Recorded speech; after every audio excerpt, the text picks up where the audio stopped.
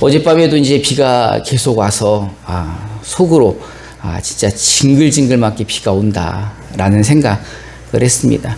그리고 뭐 아직도 이게 비가 끝난 게 아니라면서요. 또 뭐 태풍이 한두 개 정도 더 남아있다는 얘기를 들으면서 그래서 어제 온 비가 꼭 가을을 알리는 비 같은 느낌이 들었어요. 어제들 주무실 때 안 추우셨어요? 제가 교회도 이 보일러를 좀 아침에 뗐고 저희도 어제 잘 때 아궁이에 불을 떼기 시작했습니다. 사실 뭐 우리 언제나 그랬듯이 겨울이 지나서 봄이 왔고 또 여름이 오고 또 여름이 가고 또 겨울이 돌아올 것입니다. 그런 것처럼 이 코로나19 시대도 언젠가는 끝나겠죠. 그럴 때까지 우리가 잘 견디고 지켜야 될 것 같습니다. 요즘 코로나19 시대를 맞이해서 교회에 대한 뜨거운 관심이 있습니다. 여러분들 뭐 다니시면은 잘 아실 거예요. 요즘 뭐 뉴스마다 교회에 대해서 나오지 않습니까? 사실 예전에는 교회가 관심 좀 가져달라고 우리가 뭐 했어요. 막 빈대떡 붙여가지고 막 돌렸잖아요. 교회에 관심 좀 가져달라고 막 팥빙수에도 갖다 주기도 하고 또 막 여행까지 떠나지 않았습니까? 우리 뭐 산지 오지 마을 같은 데 가서 예수님의 사랑을 그 복음을 전했는데 사실 우리가 왜 그렇게 고생하면서 복음을 전하고 전도를 했습니까? 여러분 복음이 무엇입니까? 복음은 바로 하나님의 아들 예수께서 우리를 위해 이 땅에 오시고 그분이 우리의 죄를 대신하여 십자가에 죽기까지 사랑하신 그 사랑으로 인해 우리가 죄에서 자유함을 얻고 하나님의 자녀가 되고 영생을 얻었다는 이 기쁨의 소식을 전하는 거죠. 이 예수님의 사랑을 전하는 것이 복음이고 전도였는데 사실 이제는 뭐 TV에서 교회를 조명을 하면서 교회에 대해서 너무나 다 잘 알게 되었습니다. 이제 세상 사람들이 교회에 대해서 알고 싶어 하는 거죠. 교회는 어떤 곳인가? 교회는 어떤 일을 하는 곳인가? 어떤 가치를 가지고 있는가? 요즘 제가 이제 교회차를 타고 다니면서 우리 교회차 뒤에는 뭐가 써 있어요? 하나님은 당신을 사랑하십니다 라고 써 있는데 시선이 따가워요. 시선이 따가움을 어떻게 느낄까요? 자꾸 뒤에서 빵빵거려요. 끼어들기 하면 빵빵거리고 그래서 뭐 사람들이 굉장히 주시를 한다라는 생각을 했습니다. 사실 뭐 우리 교회는 방역 당국의 지침을 잘 지키면서 최대한 예배를 잘 드리고 있죠. 하지만 몰지각한 교회들 그들의 행동들 때문에 세상에서 비판을 받고 손가락질을 하는 겁니다. 요즘 세상 사람들은 더 교회에 대해서 잘 알고 있죠. 뭐 세상 뉴스에서 교회에 대해서 요즘에 하는 말이 뭐예요? 왜 이웃을 사랑하지 않습니까? 왜 이웃을 당신들 몸처럼 사랑하지 않느냐고 이야기를 합니다. 이 기독교의 교회에게 이렇게 질문을 하죠. 기독교의 최고의 가치가 무엇입니까? 라고 했더니 교회에서 돌아오는 말이 뭐예요? 우리는 예배를 최고의 가치로 여기고 있습니다. 우리는 이 교회당, 예배당을 최고의 가치로 여기고 있습니다. 우리는 전도가 최고고 우리는 헌신이 최고고 내가 사랑하는 것은 헌금입니다. 뭐 이런 식으로 이야기를 한다는 거죠. 하지만 세상에서는 세상 사람들이 교회를 볼 때 교회의 최고의 가치를 뭐라고 생각합니까? 세상 사람들은 사랑이라고 생각하는 거예요. 교회의 최고의 가치는 이웃사랑이라고 생각을 하는 거죠. 그러면서 교회에게 비난을 하는 거죠. 왜 이웃을 사랑하지 않습니까? 왜 이웃을 사랑하는 것보다 예배당을 더 사랑하고 이웃을 사랑하는 것보다 헌금을 더 사랑하고 예배를 더 사랑합니까? 이렇게 이야기를 하죠. 우리 옆에 분들하고 한번 인사해 봅시다. 사랑이 그렇게 쉽니? 마스크 써서 안 하시는 거죠. 여러분 사랑이 그렇게 쉽습니까? 세상 사람들이 생각하는 그런 사랑과 우리가 생각하는 사랑이 다르지 않습니까? 여러분 아가페라고 들어보셨죠? 아가페가 헬라어잖아요. 헬라어로 사랑은 네 가지의 단어가 있습니다. 에로스, 남녀의 육정적인 사랑을 에로스라고 표현합니다. 또 친구 간의 우정과 같은 사랑을 필리아라고 이야기합니다. 또 스트로게라는 단어는 부모 자식 간의 사랑을 말합니다. 그런데 이 아가페라는 단어는 하나님의 거룩하신 무조건적인 사랑을 말하는 겁니다. 여기서 우리는 어떤 사랑을 해야 됩니까? 아가페의 사랑을 해야 되는 겁니다. 하나님께서 하신 거룩한 무조건적인 사랑을 해야 하는 거죠. 사실 인간으로서 이 아가페의 사랑을 온전하게 하신 분이 누구십니까? 누굴까요? 예수님이죠. 인간으로 오셔서 그 인간으로 이 아가페의 사랑을 실천하신 분입니다. 요한복음 3장 16절을 우리 개역 한글로 한번 읽어봅시다. 시작. 하나님이 세상을 이처럼 사랑하사 독생자를 주셨으니 이는 저를 믿는 자마다 멸망치 않고 영생을 얻게 하려 하심이라. 아멘. 하나님께서는 자신의 아들 예수를 이 땅에 인간으로 보내주셨어요. 완전한 인간이 되어서 이 땅에 오셨고, 그분이 오셔서 하신 일은 죄인들을 대신하여 십자가에 죽으시는 것입니다. 그렇게 아무런 조건도 없이 이 원수들을 위해, 죄인들을 위해 십자가에 돌아가 죽으신 것입니다. 이 무조건적인 사랑을 이제 누구도 해야 하는 거죠? 우리도 해야 되는 거죠. 요한복음 15장 12절부터 13절을 우리말 성경으로 한번 읽어봅시다. 시작. 내 계명은 이것이다. 내가 너희를 사랑한 것과 같이 너희도 서로 사랑하라. 사람이 자기 친구를 위해 목숨을 내놓는 것보다 더 큰 사랑은 없다.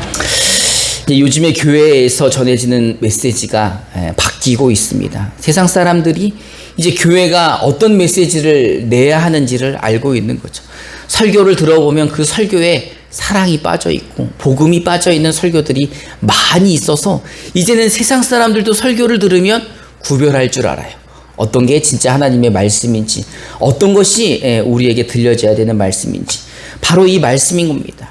예수님께서 내가 너희를 사랑한 것 같이 너희도 서로 사랑하라. 여러분, 친구를 위하여 목숨을 내놓는 게 쉽습니까? 어렵습니까? 여러분, 그만한 친구 있으세요? 목숨을 내어줄 만한 친구가 있습니까? 혹은 나에게 목숨을 내줄 친구가 있습니까? 없죠. 사실은 가족을 위해서 목숨을 내놓으라고 해도 고민을 해야 되겠죠. 그죠? 사실은 가족인데도 주저하게 되는데, 이웃을 위하여 목숨까지 내놓는 사랑을 하라는 것은 쉬운 일이 아니죠. 그런데 세상 사람들은 이거를 모르고 얘기하는 거죠. 너희 목숨까지 내놓는 사랑을 한번 해봐. 원래 그게 기독교가 하는 거 아니야? 라고 이야기를 합니다. 하지만 이 사랑을 하는 게 참 어렵죠. 그러나 이 어려운 사랑을 예수님은 이렇게 우리에게 비유로 말씀하십니다. 요한복음 15장 5절부터 6절을 개역 개정으로 한번 읽어봅시다. 시작. 나는 포도나무요 너희는 가지라. 그가 내 안에 내가 그 안에 거하면 사람이 열매를 많이 맺나니 나를 떠나서는 너희가 아무것도 할 수 없으리라. 사람이 내 안에 거하지 아니하면 가지처럼 밖에 버려져 마르나니 사람들이 그것을 모아다가 배에 던져 사르느니라. 예수님께서 자신을 누구라고 비유하셨습니까? 포도나무. 그러면 포도나무가 예수님이고 우리는 뭘로 비유하셨어요? 포도나무 가지로 비유하셨습니다. 그리고 가지가 열매를 많이 맺으려면 뭐 해야 한다고 이야기하고 계십니까? 나무에 붙어 있어야 한다는 거죠. 여러분, 가지가 할 수 있는 것이 많지가 않죠. 특히 나무에서 떨어진 가지가 할 수 있는 것 많지 않습니다.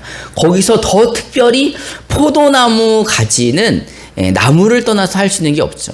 포도나무 가지는 스스로 뿌리를 내리기가 쉽지 않은 가지이기 때문입니다. 그래서 포도나무 가지들은 나무에서 떨어지면 뭐하다? 불에 태우는 것이 당연한 이치인 거죠.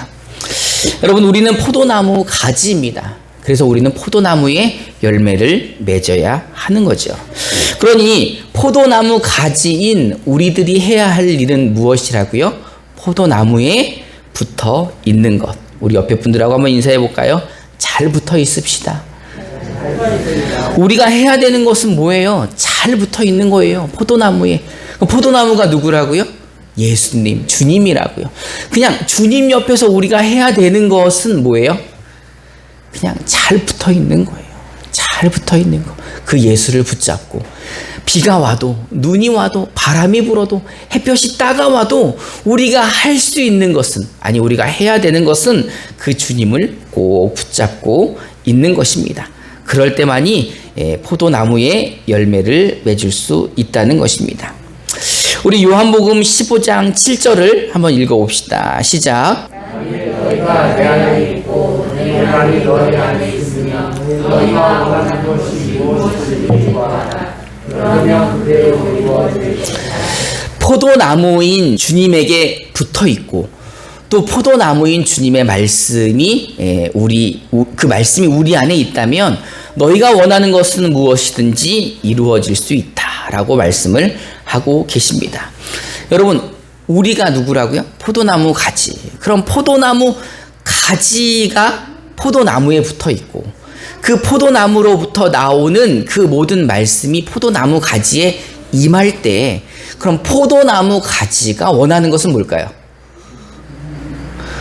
1번 가구가 되는 거, 2번 땔감이 되는 거, 3번 인싸가 되는 거, 4번 열매를 맺는 거.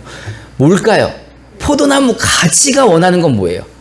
열매를 맺는 것이요. 열매를 맺는 거. 그러니 예수님께서 하시는 말씀이 너희가 포도나무 가지니 너희는 포도나무 열매를 원하는 대로 맺을 수 있다는 것입니다. 여러분들은 예수님을 그리스도로 영접하셨습니까? 그럼 그리스도로 영접하셨기에 그 그리스도의 영이 어디에 계십니까? 여러분들과 함께 그 안에 계십니까? 어떻게 우리가 그것을 알 수 있어요? 우리가 하나님을 누구라 부릅니까? 하늘에 계신 우리 아버지라 부른다면 그 성령이 이미 우리 안에 있다는 것입니다. 그리고 우리가 우리 안에 계시는 성령님의 말씀에 순종할 때, 그 말씀에 순종한다는 것은 성령님이 우리의 주인이 되신다는 거죠. 그래서 우리가 그 성령을, 그 예수를 우리가 뭐라 불러요? 주여 주여 하고 주님 주님 하지 않습니까? 이 성령이 우리의 주인이 되었을 때, 우리가 그 성령의 말씀에 순종해서 그 성령의 종이 되고 성령이 우리의 주인이 되었을 그 상태를 우리는 뭐라 그러죠? 성령이 충만하다. 그 성령 충만하다라고 이야기하는 겁니다. 우리 옆에 분들하고 한번 인사해 볼까요? 성령 충만합시다. 여러분, 성령 충만합시다라는 말이 뭐예요? 성령님이 여러분들의 주인이 되시기를 바랍니다. 여러분들의 주인이 되어서 성령님의 말씀에 순종하시기 바랍니다. 성령님이 여러분들을 다스리시기 바랍니다. 성령님이 다스려서 여러분들 마음 가운데 하나님의 나라가 이루어지기를 바랍니다 라는 뜻이죠. 사실 이 기독교의 최고의 가치인 사랑의 비밀은 여기에 있습니다. 기독교의 최고의 가치인 사랑을 하려면 어떤 상태가 되어야 된다고요? 성령 충만한 상태. 성령이 우리의 주인이 된 상태. 성령의 말씀에 순종할 수 있는 상태. 그 순종할 때 사람들이 성령 충만하구나. 사랑이 넘치구나. 기독교의 사랑을 행하고 있구나. 포도나무의 가지들이 열매를 맺고 있구나라고 이야기를 할 것입니다. 여러분, 그 포도나무가 누구라고요? 예수님. 우리 안에 계신 그 성령이 사실은 누구의 영이라고요?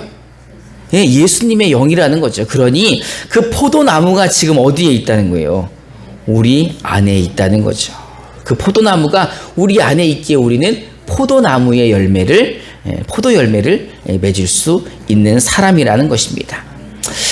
여러분, 그 성령이 우리 안에 계시기 때문에 우리를 잘 알까요? 알지 못할까요? 잘 알고 있겠죠. 모르는 게 없으시겠죠. 다만 우리에게 말씀을 하지 않거나 아는 척을 하지 않으시는 거죠. 여러분, 환자가 병원에 갔는데 이제 의사 선생님 앞에서 자꾸 부끄러워서 얘기를 못해요. 사실은요, 제가요, 아시잖아요. 그러면 의사 선생님이 뭐라 그럴까요? 나가, 이씨.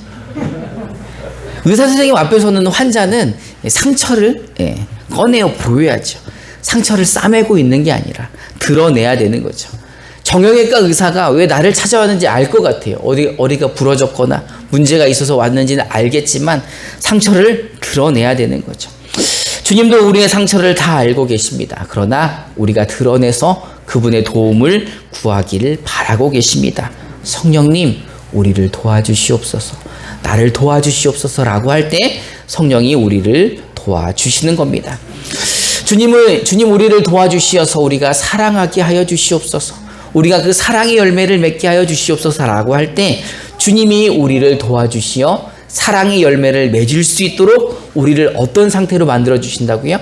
성령 충만한 상태를 만들어 주시는 겁니다. 그럴 때 세상 사람들이 우리에게 손가락질하지 않는 거죠. 왜? 우리를 보니까 꼭 누구 닮았어요?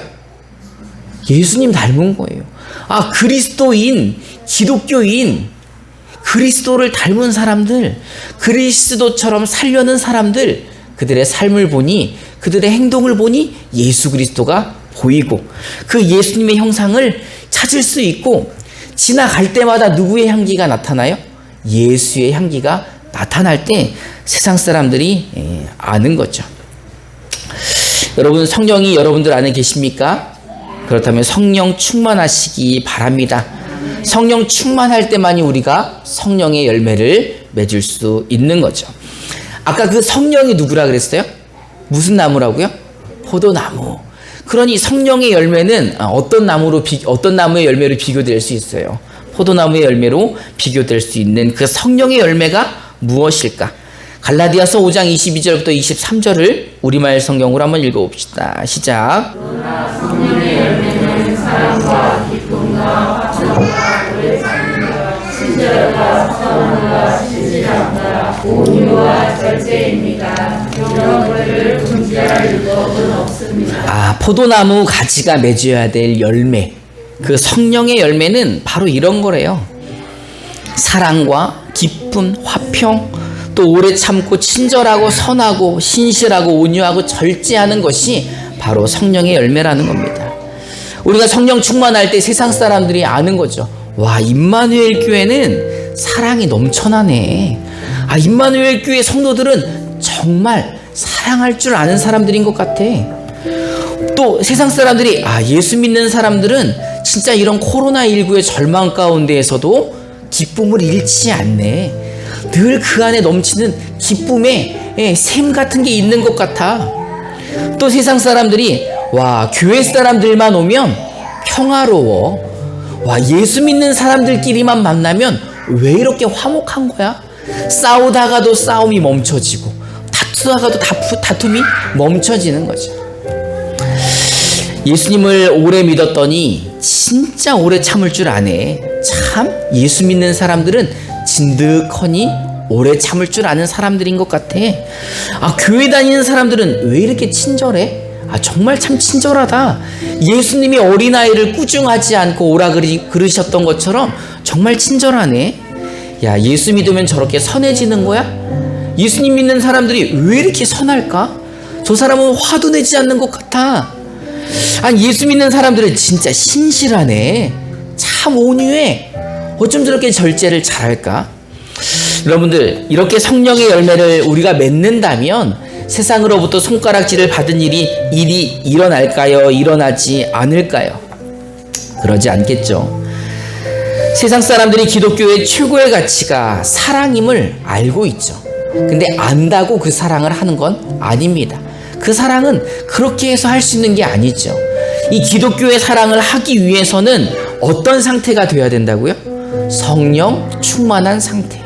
그 성령 충만한 상태가 되기 위해서 주님이 오늘 우리에게 이야기하시는 겁니다. 나의 사랑 안에 거하라. 그 포도나무에 우리가 붙어 있을 때 이 사랑의 열매를 우리가 맺을 수 있는 겁니다. 이제 코로나19 시대에 접어들었습니다. 이제는 그 시대에 살고 있는 거예요. 우리가 벗어날 수 없어요. 그러니 아직도 이 시대가 끝나려면 멀었죠. 그러니 우리는 지치지 말고 원망하지도 말고 너무 속상해하지도 말고 우리는 뭐 해야 될까요? 포도나무 가지니까 뭘 해야 될까요? 포도나무에 붙어 있어야 되는, 예수님에게 붙어 있어야 되는, 성령님을 붙잡고 살아야 되는, 그럴 때 우리가 손가락질을 당하지 않고 살 수 있는 겁니다. 여러분, 주의 사랑 안에 거하시기 바랍니다. 여러분, 성령 충만하시기 바랍니다. 여러분들을 내려놓으시고 그 성령이 여러분들의 주인 되시기를 주님의 이름으로 축원합니다. 이 시간 우리 함께 찬송하고 기도하고 결단하는 시간을 가지려고 합니다.